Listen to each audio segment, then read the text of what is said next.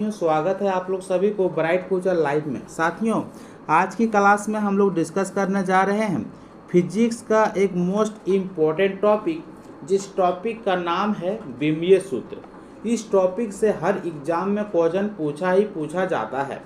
तो यदि आप इस क्लास को पूरी तरह से देख लेते हैं तो इस टॉपिक से एक भी क्वेश्चन एग्जाम में नहीं छूटेगा। तो कल की क्लास आप नहीं देखे थे तो जाके देख लीजिएगा, यूनिट और मेजरमेंट का कराया गया है। उनमें से लगभग हम लोग 200 क्वेश्चन डिस्कस किए हैं, यानी कि ऑप्शन के साथ, क्योंकि क्वेश्चन तो 50 है और एक क्वेश्चन के पीछे 4 ऑप्शन है, यानी कि 200 क्वेश्चन हम लोग डिस्कस किए हैं।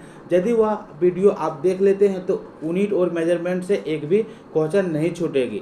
और यदि आप वहां पे नहीं जाके देख सकते हैं तो इस वीडियो में जुड़े रहिए, लास्ट तक जरूर देखिए, सब कंप्लीट हो जाएगी।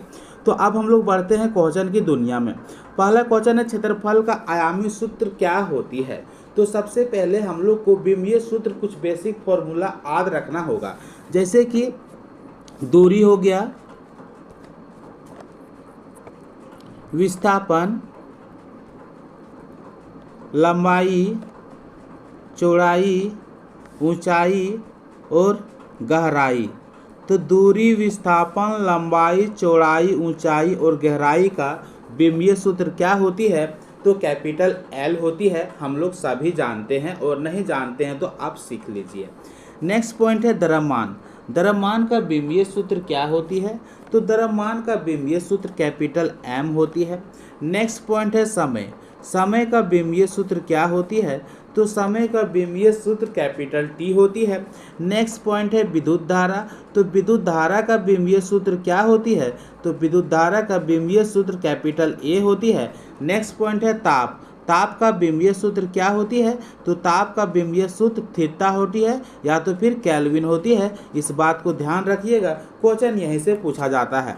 अब हम लोग देखते हैं कि क्वेश्चन किस किस टाइप से पूछा गया है एग्जाम में। पहला क्वेश्चन है कि क्षेत्रफल का आयामी सूत्र क्या होती है। तो क्षेत्रफल कैसे निकलता है? जब लंबाई और चौड़ाई को आपस में गुना करते हैं तब क्षेत्रफल का मान निकल कर आती है। तो लंबाई का जो विमीय सूत्र होती है वो एल होती है, और चौड़ाई का विमीय सूत्र क्या होती है? तो एल होती है। अब यहाँ पे गुना करेंगे तो क्या हो जाएगा? एल स्क्वायर हो जाएगा। तो क्षेत्रफल का विमीय सूत्र क्या हो जाएगी? तो एल स्क्वायर हो जाएगी।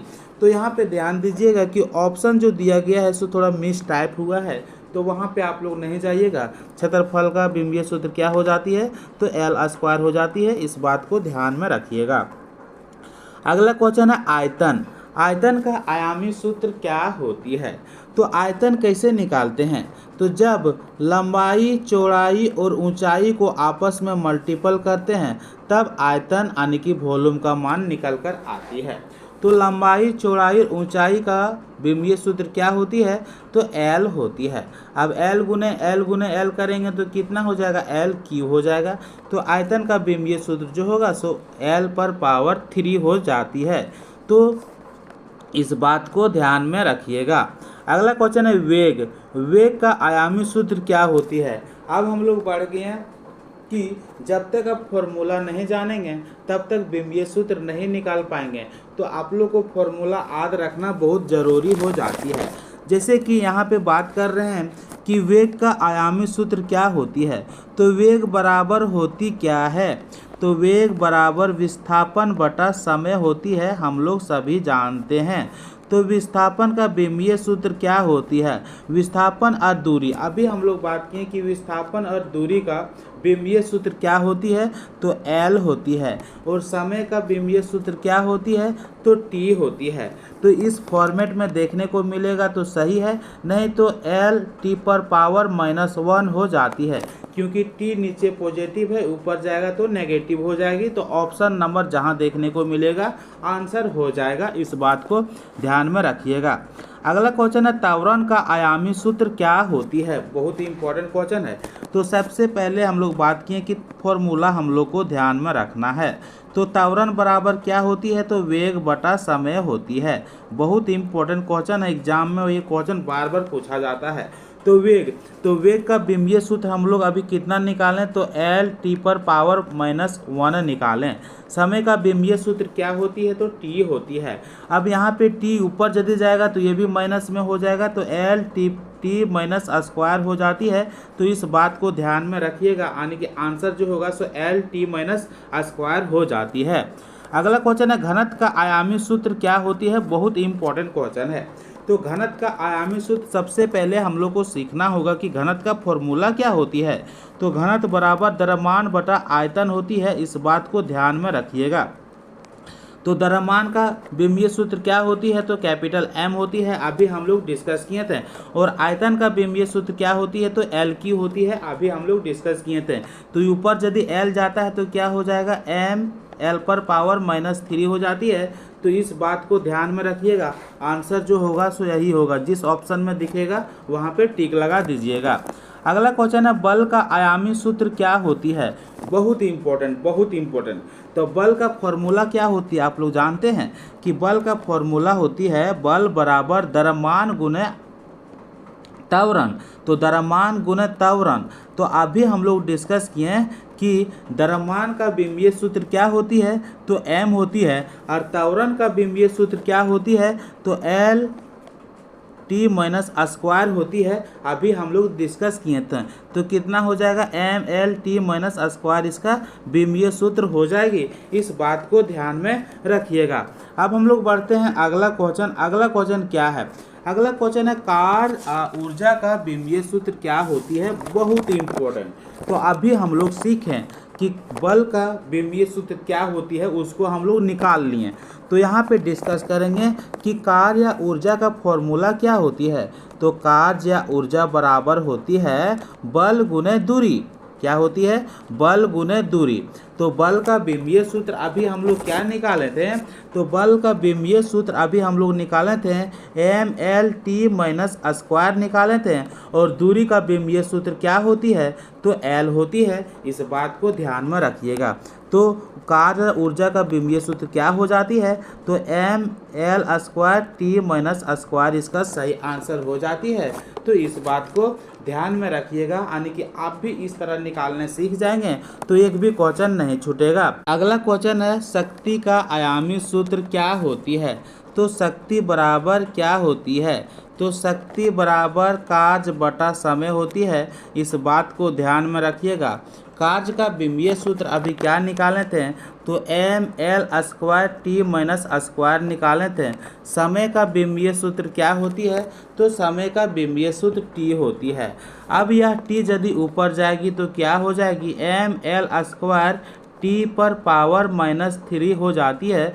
तो इस बात को ध्यान में रखिएगा कि शक्ति का बिंबीय सूत्र क्या होती है, तो एम एल स्क्वायर टी पर पावर -3 इसका सही आंसर हो जाती है। अगला क्वेश्चन है संवेग का आयामी सूत्र क्या होती है।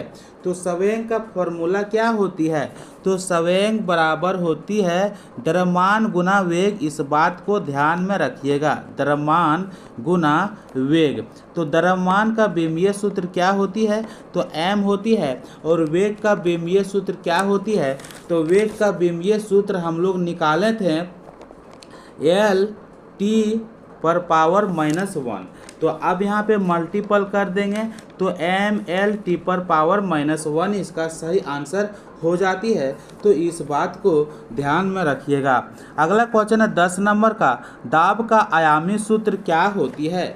तो दाब बराबर फॉर्मूला क्या होती है, तो दाब बराबर बल बटा क्षेत्रफल होती है, इस बात को ध्यान में रखिएगा।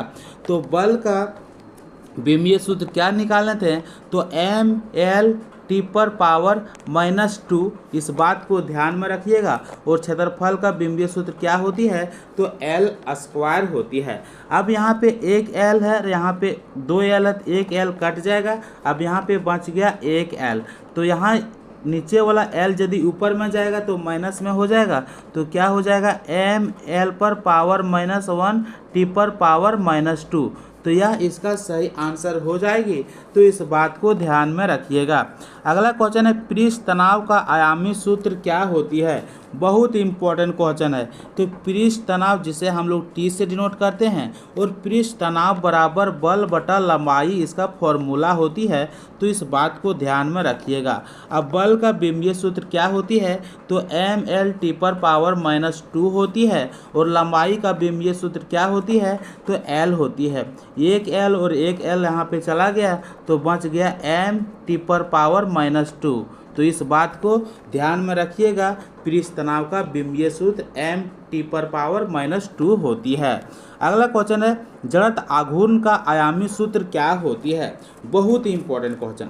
तो जड़त्व आघूर्ण जिसे हम लोग I से डिनोट करते हैं, तो जड़त्व आघूर्ण का फॉर्मूला होती है mr²। ठीक है, जहाँ पे m क्या है तो द्रव्यमान है और r क्या है तो r जो है वह दूरी है। तो इस बात को ध्यान में रखिएगा। तो द्रव्यमान का बिंबीय सूत्र क्या होगा? तो m होती है, कैपिटल M होती है, और दूरी का बिंबीय सूत्र क्या होती है? तो l होती है। तो यहाँ पे 2 दूरी है तो 2l आएगा। तो ध्यान रखिएगा, तो क्या हो जाएगा?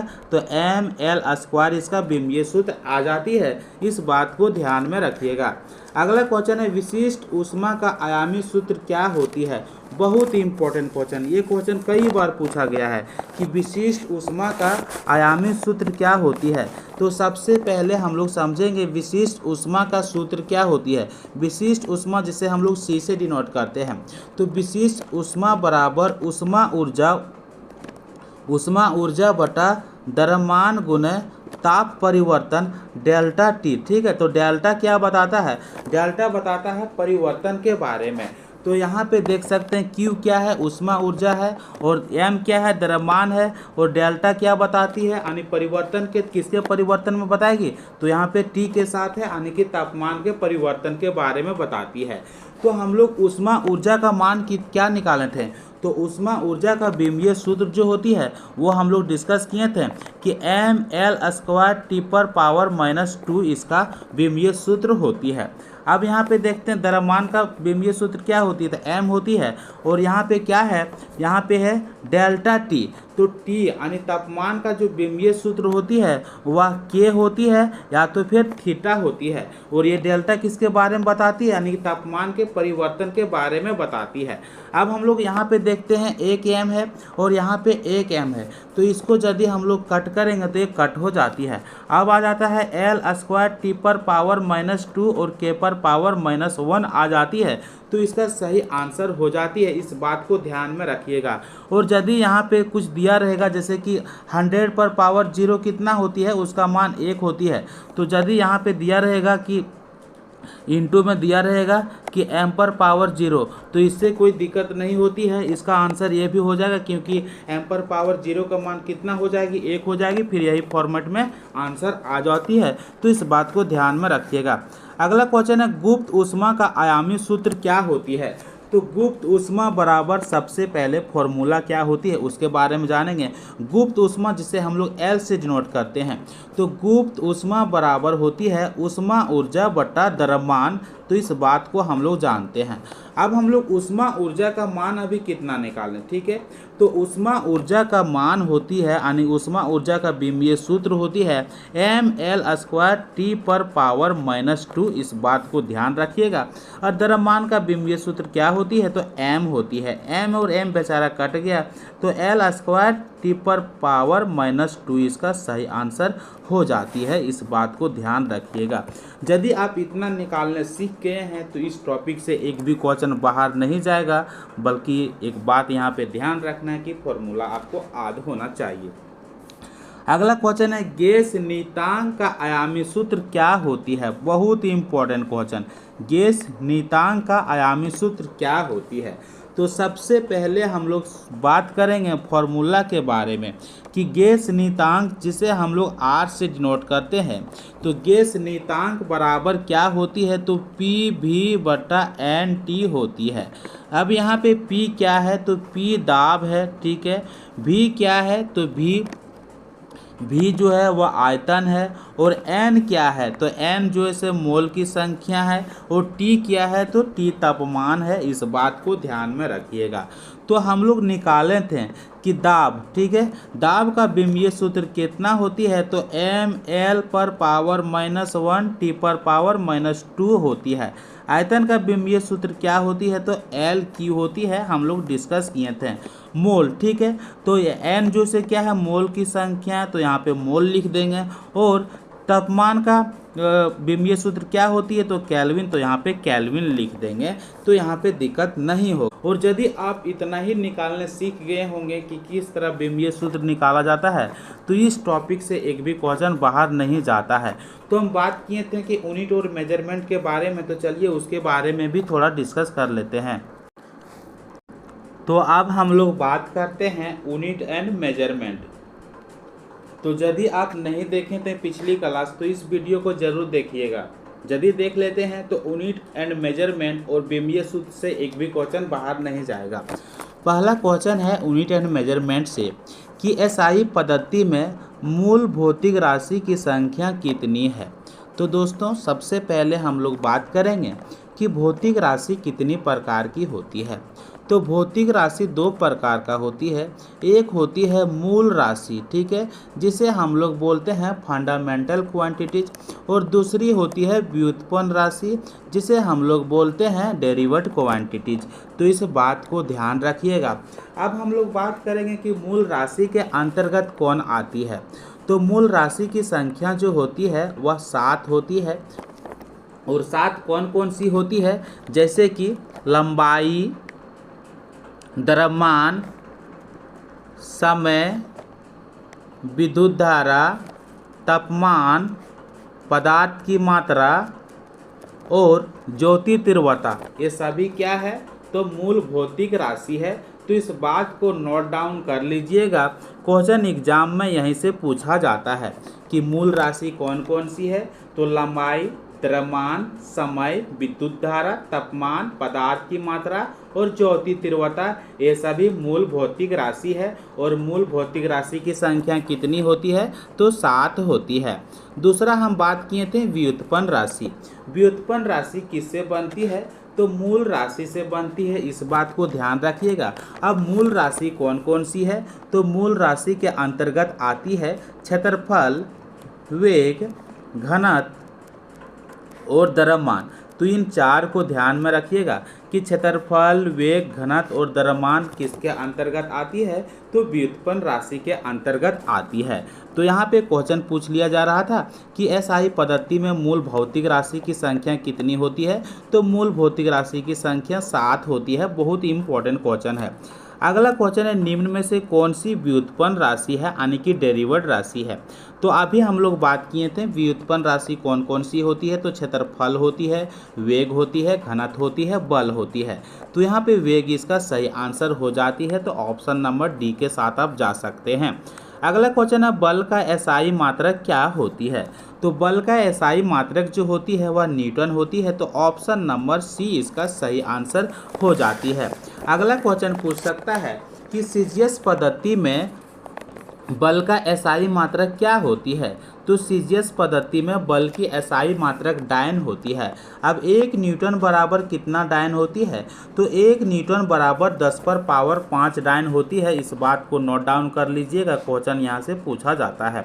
अगला क्वेश्चन पूछ सकता है कि 1 डायन बराबर कितना न्यूटन होती है। तो 1 डायन बराबर 10⁻⁵ न्यूटन होती है। इस बात को भी ध्यान में रखिएगा।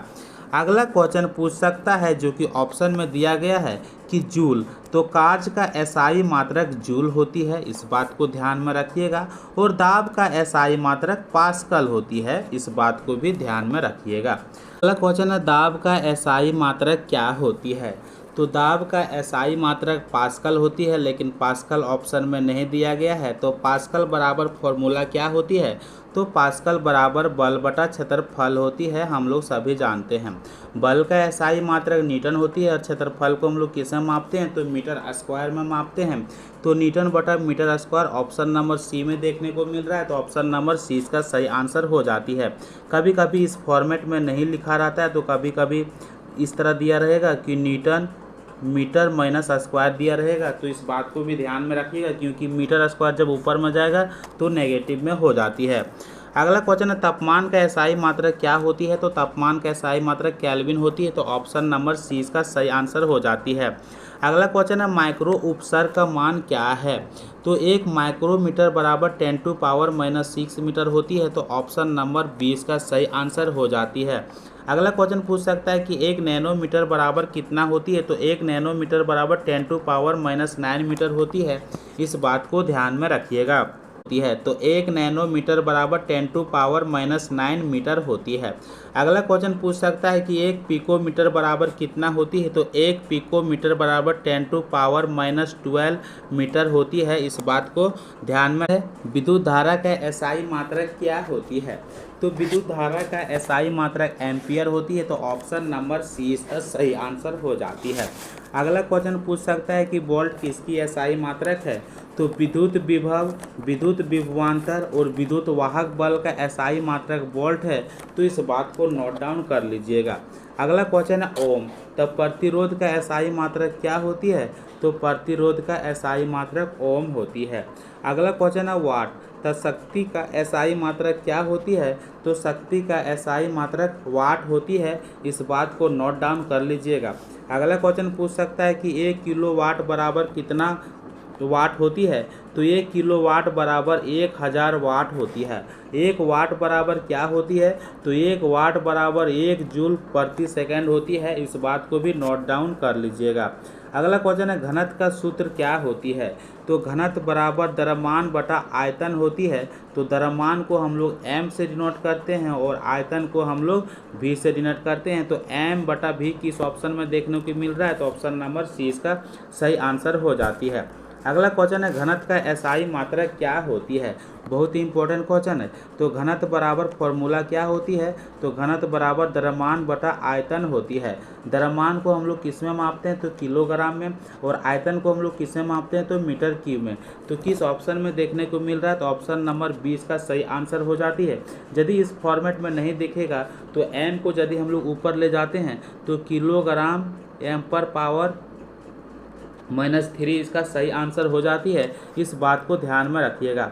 अगला क्वेश्चन है सबसे छोटी लंबाई की इकाई कौन सी है, बहुत ही इंपॉर्टेंट क्वेश्चन है। एग्जाम में कई बार ये क्वेश्चन पूछा गया है कि सबसे छोटी लंबाई की इकाई कौन सी है, तो सबसे छोटी लंबाई की इकाई जो है वह फर्मी मीटर है। तो ऑप्शन नंबर डी इसका सही आंसर हो जाती है।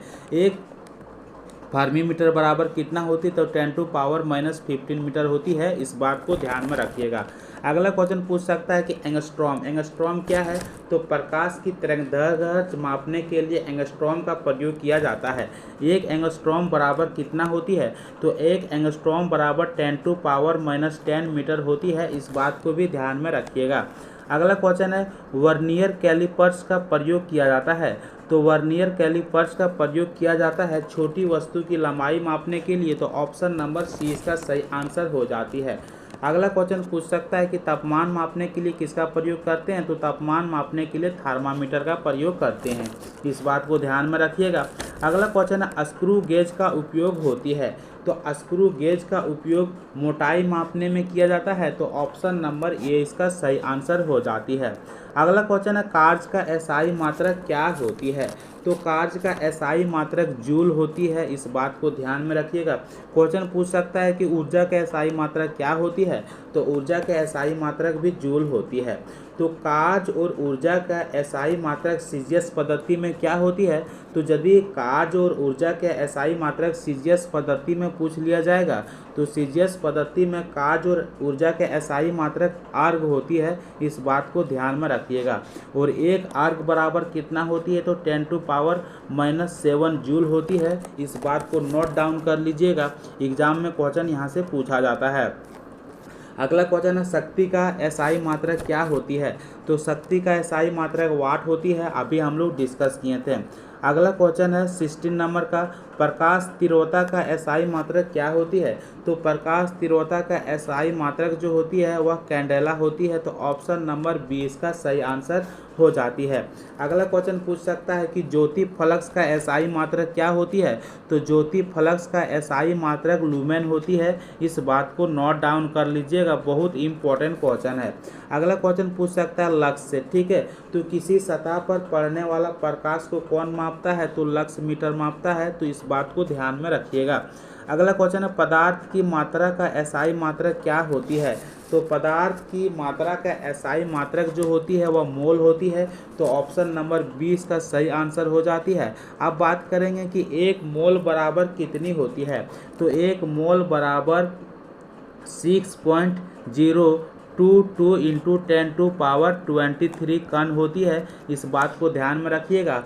क्वेश्चन पूछा जाएगा कि एक मोल बराबर कितना कण होते हैं। तो एक मोल बराबर 6.022 इंटू 10⁻23 कण होते हैं। इसे हम लोग एवोगैड्रो संख्या के नाम से जानते हैं। इस बात को नोट डाउन कर लीजिएगा, क्योंकि कभी कभी क्वेश्चन भी पूछ लिया जाएगा कि एवोगैड्रो संख्या का मान कितना होती है।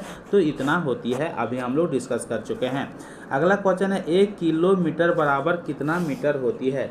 तो हम लोग सभी जानते हैं कि 1 किलोमीटर बराबर 1000 मीटर होती है, किसी को डाउट नहीं होना चाहिए।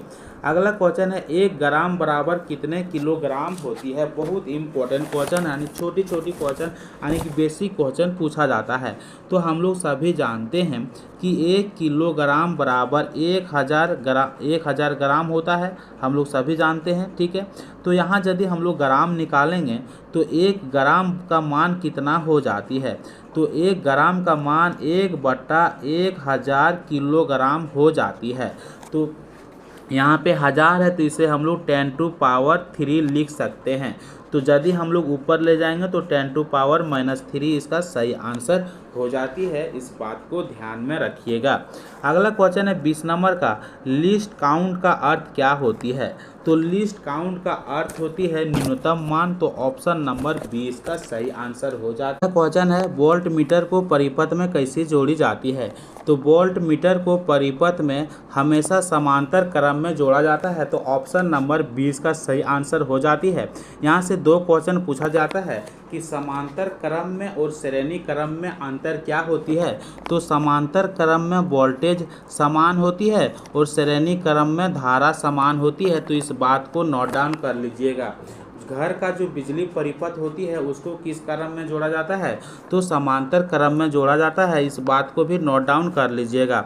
अगला क्वेश्चन है ए मीटर को परिपथ में कैसा जोड़ा जाता है। तो ए मीटर को परिपथ में समांतर क्रम में जोड़ा जाता है। तो ऑप्शन नंबर ये इसका सही आंसर हो जाती है।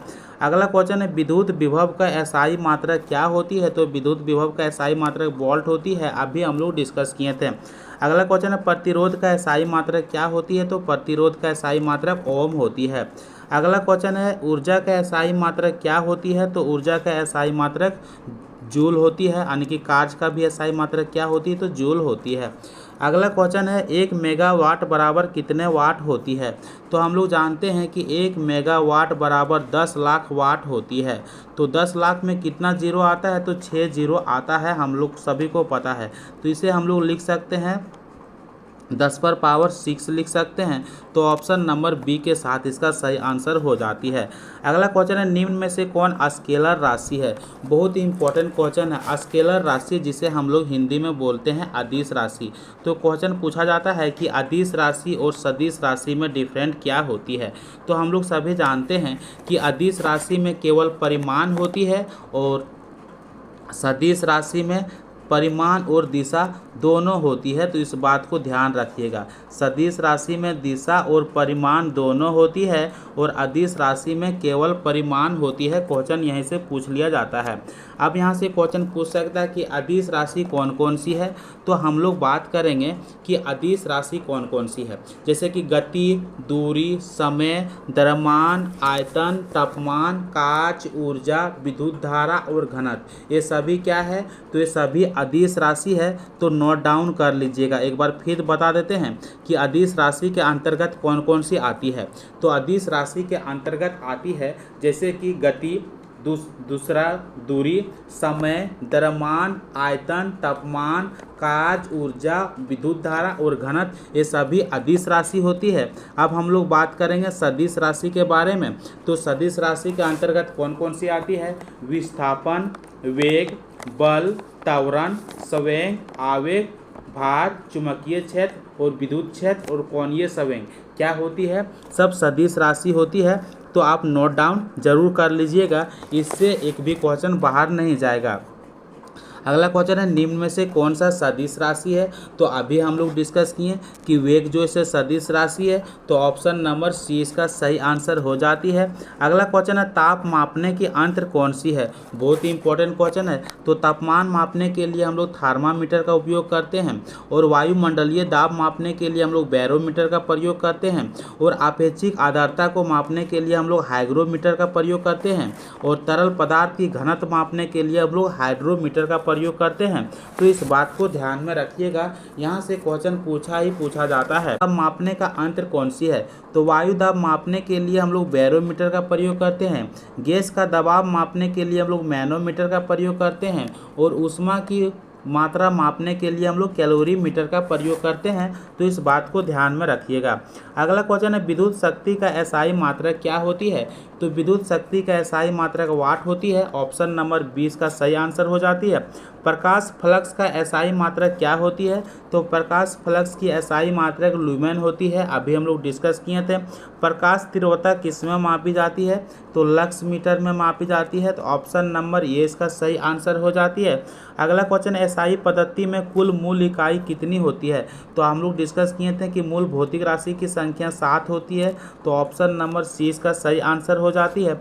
अगला क्वेश्चन है घनत्व क्या है। तो घनत्व हम लोग क्या डिस्कस किए थे कि अदिश राशि है कि सदिश राशि है। तो घनत्व जो है वह अदिश राशि है, लेकिन अदिश राशि यहाँ पे ऑप्शन में नहीं दिया गया है। तो हम लोग और बात किए थे कि राशि जो होती है, भौतिक राशि जो होती है वह कितनी प्रकार की होती है। तो 2 प्रकार की होती है। ठीक है, हम लोग डिस्कस कर चुके थे। मूल राशि होती है और कौन सी राशि होती है, और व्युत्पन्न राशि होती है।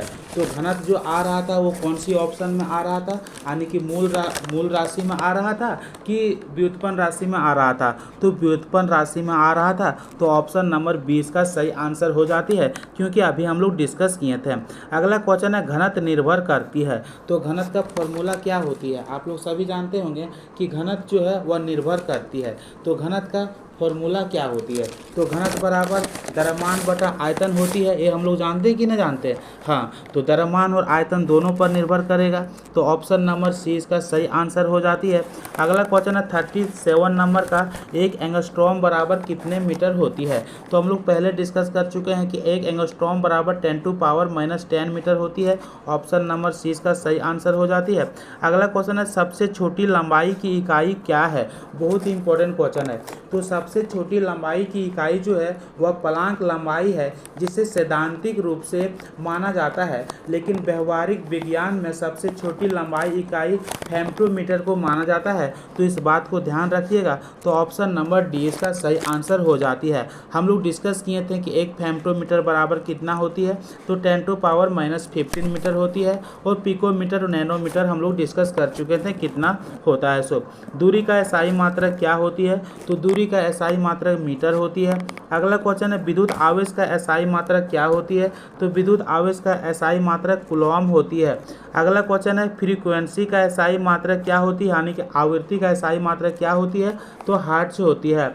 अगला क्वेश्चन है 42 नंबर का, आवृत्ति किसे कहते हैं। तो प्रति सेकंड दोलन को आवृत्ति के नाम से जाना जाता है। विद्युत ऊर्जा का व्यवहारिक मात्रा क्या होती है। तो विद्युत ऊर्जा का व्यवहारिक मात्रा किलोवाट घंटा होती है, या फिर यूनिट होती है। किलोवाट घंटा को ही यूनिट कहते हैं।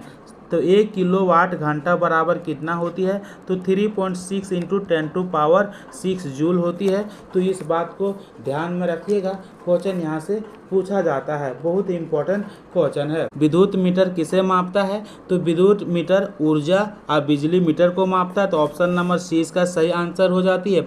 वोल्टेज को कौन मापता है। तो वोल्ट मीटर मापता है। विद्युत धारा को कौन मापता है। तो विद्युत धारा को एमीटर मापता है। इस बात को ध्यान में रखिएगा। अगला क्वेश्चन है 1 यूनिट विद्युत ऊर्जा बराबर कितना होती है। तो ये किलोवाट घंटा होती है। हम लोग सभी जानते हैं। ताप का एसआई मात्रा क्या होती है। तो तापमान का एसआई मात्रा केल्विन होती है।